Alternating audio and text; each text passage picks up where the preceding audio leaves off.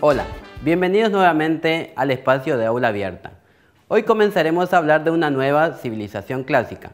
Comenzaremos a hablar de la civilización romana. Roma surgirá a mediados del siglo VIII a.C. cuando varios poblados se juntan en una aldea que posteriormente pasará a formar una gran ciudad. La historia de Roma puede dividirse en tres grandes periodos si tenemos en cuenta los cambios de organización política. Estos tres periodos van a ser monarquía, república e imperio. Durante la etapa de la monarquía, Roma fue gobernada por 7 reyes. En la etapa de la república, Roma va a iniciar una constante expansión territorial que la va a llevar a ocupar todas las costas del mar Mediterráneo. En estos vastos territorios, los romanos llevarán su lengua, sus costumbres e incluso hasta la forma de construir las ciudades. Pero a su vez también recibirán diversas influencias. La influencia más rica que van a recibir va a ser de la civilización griega. Los romanos asimilarán esta civilización y la extenderán por todo el occidente europeo.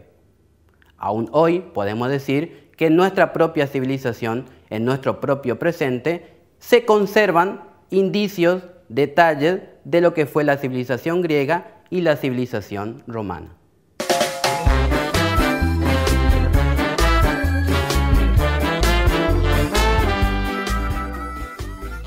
La península itálica llega incluso geográficamente casi tocar el continente africano, de manera que divide al mar Mediterráneo en dos partes. De norte a sur, la península es atravesada por una gran cadena montañosa conocida como los Apeninos. De estas montañas corren numerosos ríos que van formando valles. Por el norte, Italia tiene una barrera natural conocida como los Alpes. Los Alpes dividen la península del resto de Europa. Solo existe una gran llanura, que es la gran llanura del río Po. El resto de la península solo hay pequeños valles, aunque bastante fértiles. Desde mediados del segundo milenio a.C., pueblos de distintos orígenes se establecieron en la península itálica. En la zona central de la península fue ocupada por pastores indoeuropeos conocidos como los latinos. Por un tiempo, los latinos fueron vecinos de otros pueblos itálicos como los etruscos, los samnitas y los sabinos. También había otros pueblos, como los griegos, los cartagineses y los galos. Pero de todos ellos, cabe destacar que fueron los etruscos los primeros que se organizaron políticamente y militarmente. La cultura etrusca permitió que esta sociedad pueda extender sus dominios y abarcar a todos sus vecinos. Históricamente, en el siglo VIII a.C., los latinos que vivían en los valles se instalaron cerca del río Tíber, en las colinas. Al principio fue una aldea que a medida que fue creciendo, aumentando la población, se convirtió en una gran ciudad. Como dijimos, esta ciudad va a pasar a llamarse Roma. La sociedad romana estaba dividida en dos grandes sectores. Tenemos por un lado los patricios y por otro lado los plebeyos. Los patricios se consideraban descendientes directos de los primeros antepasados y pobladores de Roma.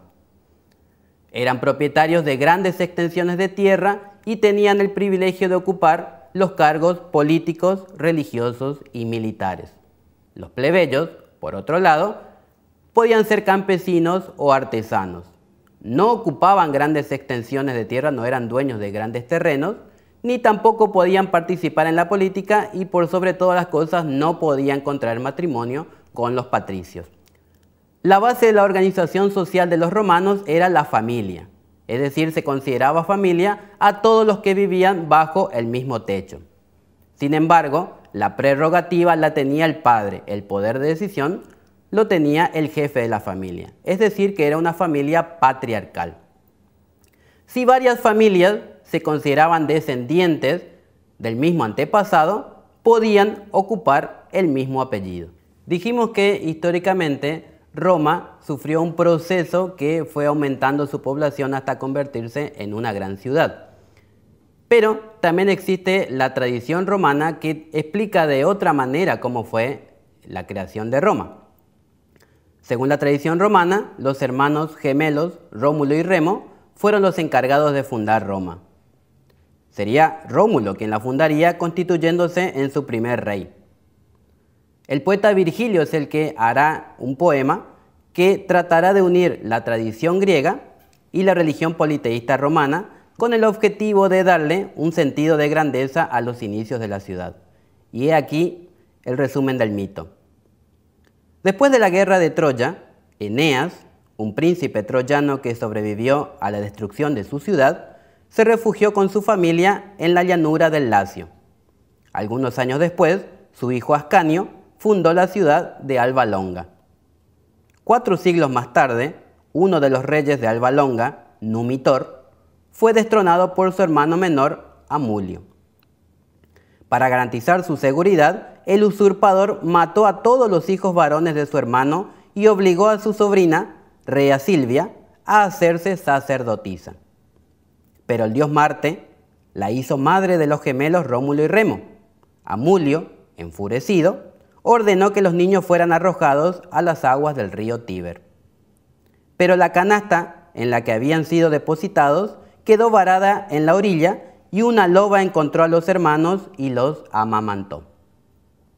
Más tarde fueron recogidos por el matrimonio de pastores Faustulo y Aca Lorentia.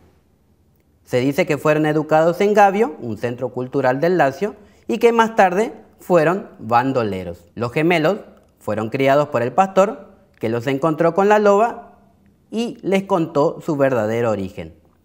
Buscando venganza, volvieron a su ciudad natal para matar a su tío abuelo y reponer en el trono a su abuelo Numitor. Este, en agradecimiento, les entregó territorios al noroeste del Lacio. Con 18 años, decidieron fundar una ciudad justo donde la loba los encontró. Discutiendo sobre el nombre de la ciudad, decidieron que lo elegiría aquel que avistase más pájaros, prueba que superó Rómulo y otorgó a la ciudad el nombre de Roma, por ser muy similar a su nombre. Remo decía que era un augurio las 6 aves que señalaban el monte Aventino, mientras que Rómulo entendió como otro augurio las 12 aves que señalaron el monte Palatino. Este último, tras una discusión, decidió marcar los límites de la ciudad. Sin embargo, Remo, en un estado de ebriedad, cruzó los límites y Rómulo acabó matándolo, quedando de esta manera como el primer rey de su ciudad.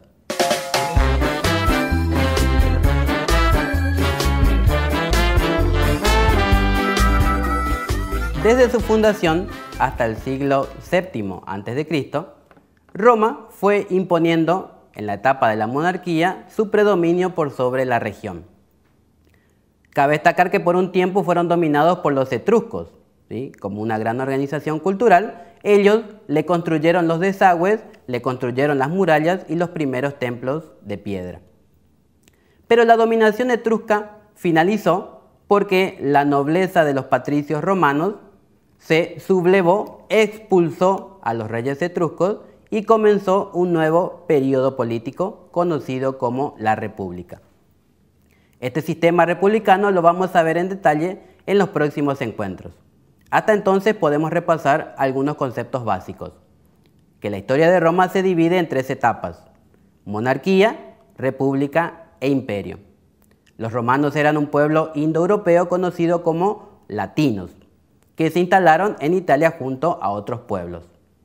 La sociedad romana estaba dividida en 2 sectores, patricios y plebeyos, y que la organización social era la familia, con el predominio paterno, es decir, una familia patriarcal. Nos vemos el próximo encuentro y no se olviden de ser felices. Chao.